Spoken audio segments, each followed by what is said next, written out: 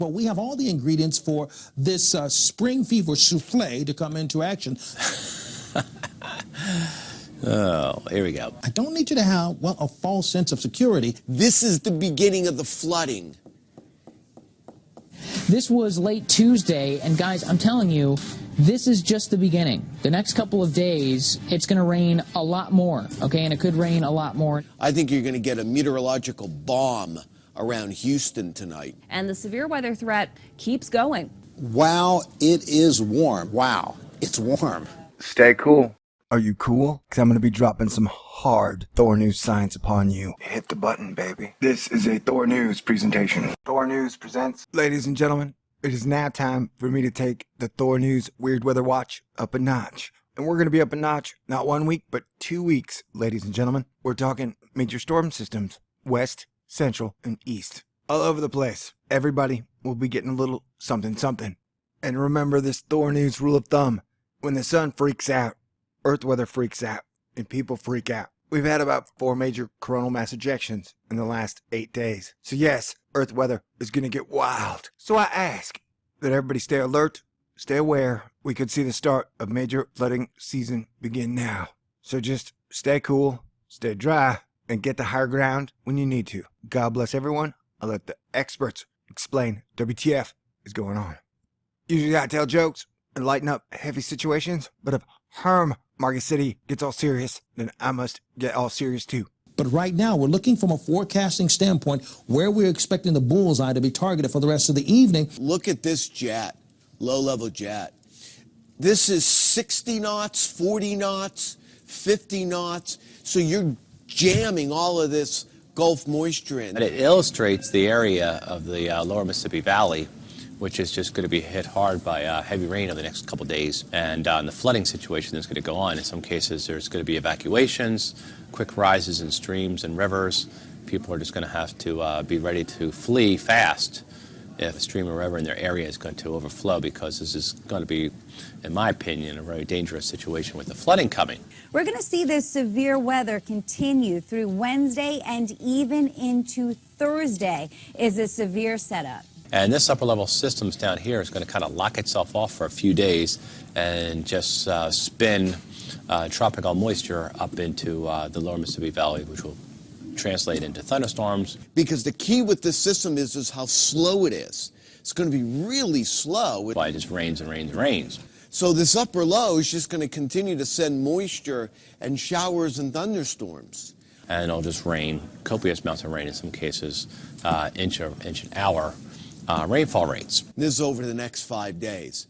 And I have no reason to doubt this. So there's going to be spots with 6 to 12 inches of rain. You get that much rain, you're going to have flooding. Remember, these are spots that were dealing with flooding a month to 2 months ago. I mean, end of December into January was very rough for this part of the country.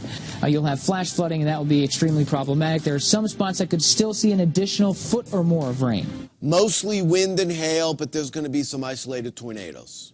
This area is where we're expecting the best opportunity for possible tornadic activity. We're already, even at this hour, as I'm speaking to you right now, there are several severe thunderstorm watches, tornado watches that have been issued, and several warnings that are active even at this hour. So the damage very widespread, trees, power lines down. Winds have also been really strong, gusting to 70 miles per hour. That was reported in the Dallas-Fort Worth area. Again, the weather got so rough at DFW International, they temporarily put a ground stop in place. Then you have the opportunity to possibly start setting some record highs. So, wow, it is warm. That warm air continues to surge to the north, setting the stage for possible record highs on Wednesday. How warm is it going to be? Well, temperatures will average 15 to 30 degrees above the average for this time of year. So in other words, it feels a lot more like May than March, if you will. 78 tomorrow. The record tomorrow in Philly, 73. The normal high in Philadelphia, 50.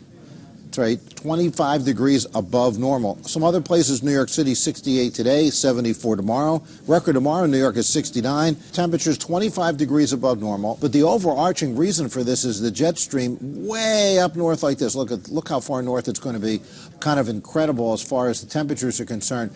Wow, it's warm. Pac Northwest will get some more heavy rains too, which will aggravate the flooding across parts of Washington that have had some flooding problems there. what appears to be a massive storm with a funnel cloud attached to it. You can see all that lightning in this. Well, the south, you're going to see more storms on tap for today. You can see some of the damage, structural damage. We even had a tornado as well. Texas, the Lone Star State, has been hit very hard, and the storms have been linked to one death that occurred outside of the Houston area on Monday night. This is someone's home. You can see their mattresses actually strewn across into that tree, just tossed there. A severe storm near Jonesboro during the afternoon on Tuesday, and we had a couple different types of storms throughout the day. We had the hailstorms, we had the storms that were producing damaging wind like that. I mean, look at that, good solid 50, 60 mile an hour gusts there. That's why they can drop hail, because they get so tall. When you look at it in 3D, you can actually see that. Look at that, anvil clouds. I mean, look at that. It's just incredible to watch that. By tomorrow, look at that. That's just nasty looking. Heavy rain and the flash flooding going on. Even when we get into Thursday, you still see the lining up of the thunderstorms here. It just snowed there like a week ago, right? It's crazy.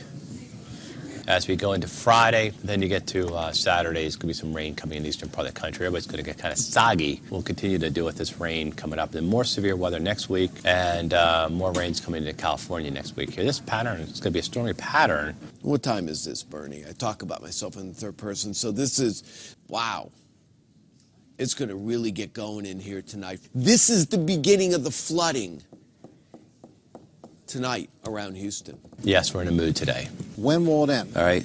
Sometimes I just get tired of people who just look at things and just there's like some negative. Enjoy the nice weather, for Pete's sakes. All right, here's our upper level low. Oh, hold on.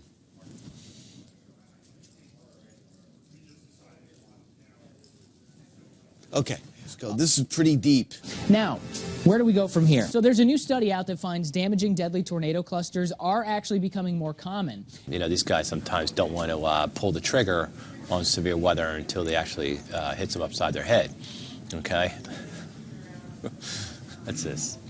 I know, they're cautious. I think it's going to get pretty bad by the end of the week. We'll have river flooding, and even before that happens, the streams and the creeks are going to run high. Here's your windmill, and what you end up getting is you get all these bands rotating around the windmill as it moves in this direction. And every time you get one of these arms to move on through, you get showers and thunderstorms.